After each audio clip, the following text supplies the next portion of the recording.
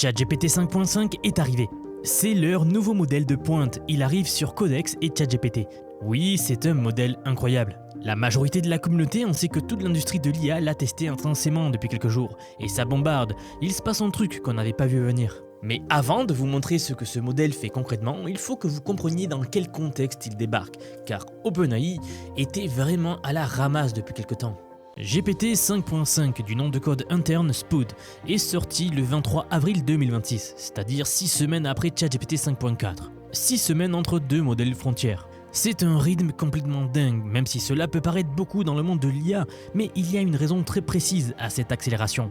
La raison, elle ne vient pas d'OpenAI, elle vient d'Anthropic. Anthropic, le créateur de l'IA Claude, a fait quelque chose de remarquable ces derniers mois. Ils sont passés de 9 milliards de dollars de revenus fin 2025 à 30 milliards en avril 2026. 30 milliards de plus en à peine quelques mois, c'est complètement dingue.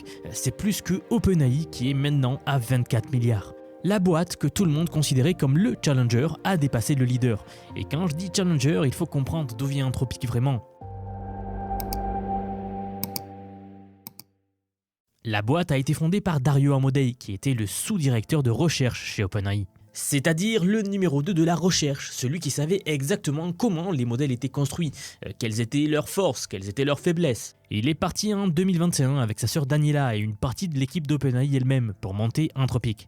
Et la stratégie qu'il a choisie, c'est celle que les investisseurs appellent la Boring Enterprise, l'entreprise ennuyeuse. Pas de buzz grand public, pas de course aux utilisateurs gratuits, pas de fonctionnalités gadgets, juste des contrats B2B massifs avec les plus grosses boîtes du monde. Aujourd'hui, 8 des 10 plus grandes entreprises du Fortune 10 sont clientes de Claude. Et c'est précisément cette stratégie qui a mis OpenAI en alerte rouge. Alors oui, vous vous en doutiez déjà si vous suivez un petit peu le monde de l'IA, mais la qualité des modèles d'IA de OpenAI était en perte évidente de vitesse. Et l'IA Claude a raflé pas mal de parts de marché. Ils ont atteint le même chiffre d'affaires mais sans les 900 millions d'utilisateurs hebdomadaires qu'a OpenAI. Non, avec une stratégie très simple, vendre du code aux entreprises. Claude Code, leur outil de programmation, n'existait pas il y a un an. Juste dit comme ça paraît fou. Mais aujourd'hui, il génère 2,5 milliards de revenus annualisés. Et il produit 4% de tous les commits publics sur GitHub. Alors ok, 4% dit comme ça peut paraître modeste, mais il faut comprendre l'échelle. GitHub, c'est la plateforme où la quasi-totalité du code open source mondial est hébergée aujourd'hui. Plus de 100 millions de développeurs y travaillent quotidiennement. 4% de tous les commits publics, ça veut dire qu'un seul outil, qui existe depuis moins d'un an, écrit déjà autant de code que des dizaines de milliers de développeurs humains réunis. Et la projection, c'est 20% d'ici fin 2026, un cinquième de tout le code open source dans le monde écrit par une IA. C'est d'ailleurs la raison pour laquelle je vous ai dédié un tout nouveau module dans la formation Vision IA, où je vous apprends en détail à utiliser Claude Code.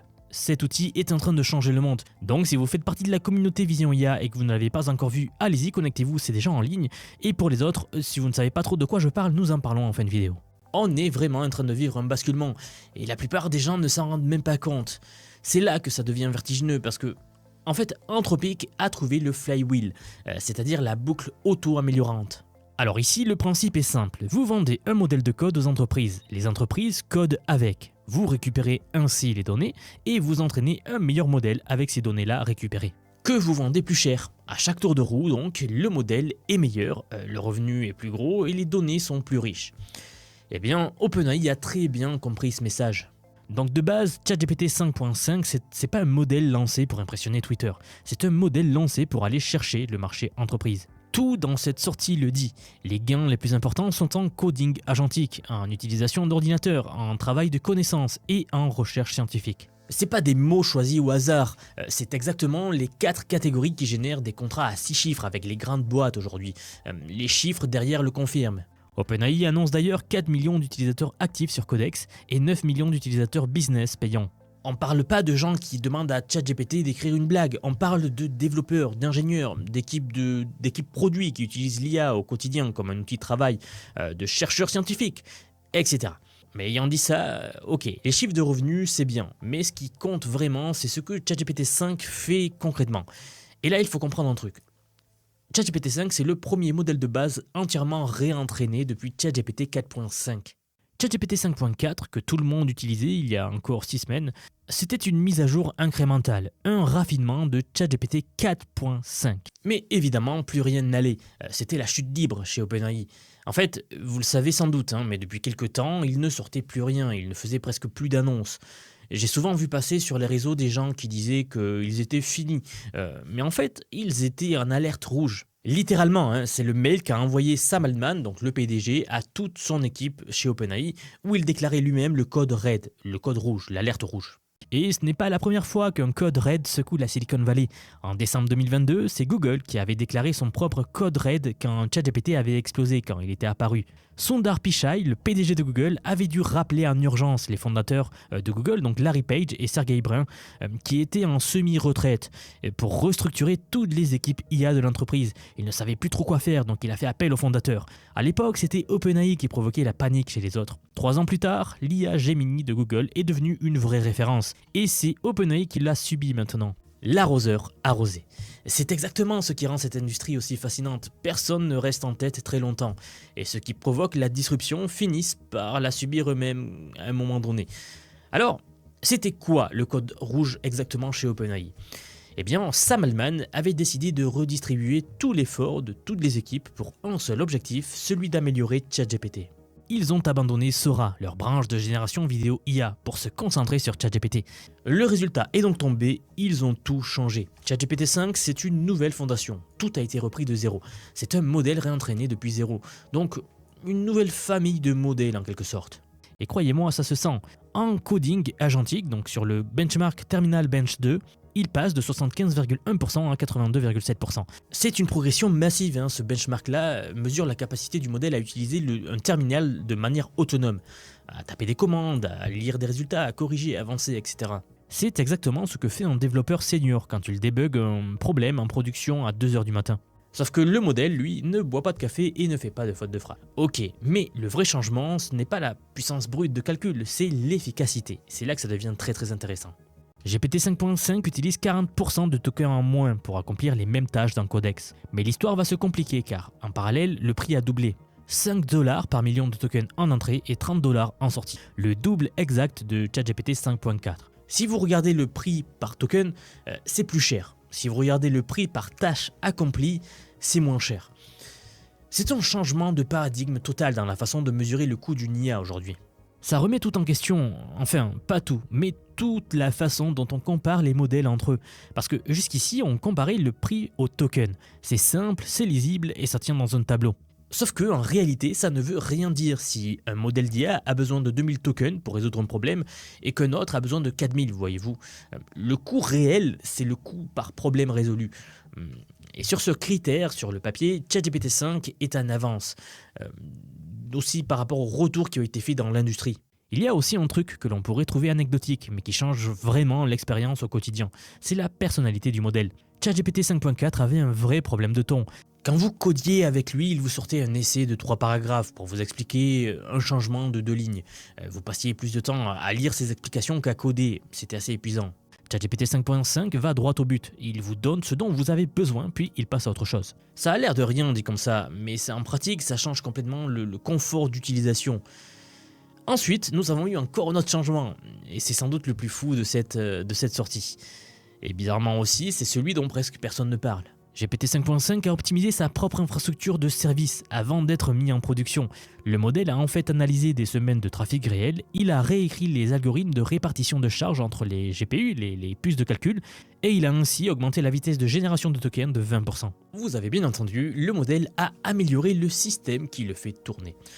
On n'est plus dans de la science-fiction, c'est écrit noir sur blanc dans le rapport technique d'OpenAI, et c'est logique d'ailleurs, puisqu'on a déjà vu ça très récemment avec d'autres modèles, notamment le modèle de Google, et certainement que Anthropic font la même chose, ils ne le disent pas mais ils le font. C'est exactement le flywheel, donc la boucle dont je vous parlais tout à l'heure. GPT 5.5 a été entraîné sur des GPU Nvidia GB200 et GB300. Il a donc été conçu avec ces puces et ensuite il a optimisé la manière dont il tourne sur ces puces. Codex et ChatGPT 5.5 ont servi d'outils internes pour améliorer le développement de ChatGPT 5.5 lui-même. L'IA qui s'améliore elle-même. C'est plus une promesse, c'est un fait technique documenté sur plusieurs boîtes différentes. Le résultat concret de tout ça, c'est que malgré le fait que ce soit un modèle plus gros et plus intelligent, ChatGPT 5.5 tourne à la même latence que ChatGPT 5.4. Même vitesse de réponse. Vous avez un modèle 2 fois plus puissant qui vous répond aussi vite que le précédent. Normalement, ça ne devrait pas être possible, mais OpenAI explique que ça a nécessité de repenser toute l'interface comme un système intégré, plutôt qu'une pile de composants séparés. Côté benchmark maintenant, parce que les benchmarks racontent une histoire. Sur Terminal Bench, le benchmark qui mesure la capacité du modèle à bosser dans un terminal de manière autonome, c'est celui qu'on vient de voir il y a peu. Je vous l'ai dit, ChatGPT 5.5 se tape 82,7%. Claude Opus 4.7, le meilleur modèle d'Anthropic, est loin derrière. Oui, en coding agentique, la catégorie qui génère le plus de revenus pour ces boîtes.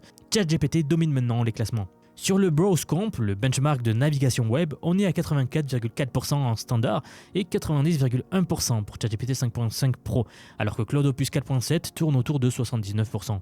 Et sur Frontier Math, ChatGPT 5.5 Pro décoche le meilleur score, toutes catégories confondues. Recherche scientifique, mathématiques de pointe, c'est le plafond le plus haut qu'on ait jamais vu sur un modèle commercial. Là où c'est plus nuancé, c'est sur le computer use, donc le contrôle d'ordinateur, la navigation dans une interface graphique. ChatGPT 5.5 progresse, mais il reste au coude à coude avec Claude Opus 4.7. Après, le computer use, c'est un domaine où je suis personnellement assez sceptique. C'est lent, c'est fragile, et franchement, tout ce qui peut être fait en ligne de commande devrait l'être. Pourquoi imiter un curseur d'une souris qui se balade ? Un agent qui clique sur des boutons, c'est un agent qui perd du temps. Un agent qui tape une commande, c'est un agent qui travaille pour moi. Ce qui a le plus impressionné, ceux qui l'ont testé en profondeur, c'est l'intuition du modèle. Ce n'est pas un mot que j'utilise à la légère. Des développeurs lui ont décrit des problèmes sur des sites de production sans lui donner accès aux logs, sans accès à la base de données, sans accès aux erreurs. Juste le symptôme, décrit en quelques phrases, il a trouvé la cause et il a compris comment l'application devait se comporter en production. Et il en a donc déduit ce qui clochait. Claude Opus, dans les mêmes conditions, n'y est pas arrivé. ChatGPT 5.5 voit au-delà du code, il comprend le système dans son ensemble. Et ça, concrètement, ça a des implications directes pour les entreprises. La Bank of New York a testé ChatGPT 5.5 en avant-première et leur directrice informatique a dit un truc qui m'a marqué. Elle parle d'une résistance aux hallucinations qui change la donne pour une institution aussi régulée qu'une banque. Ils ont plus de 220 cas d'usage d'IA en production en ce moment. Et puis, quand une banque de cette taille vous dit qu'un modèle est fiable, c'est un vrai signal de marché. Oui, car ce n'est pas anodin que ce soit une banque qui serve de validation.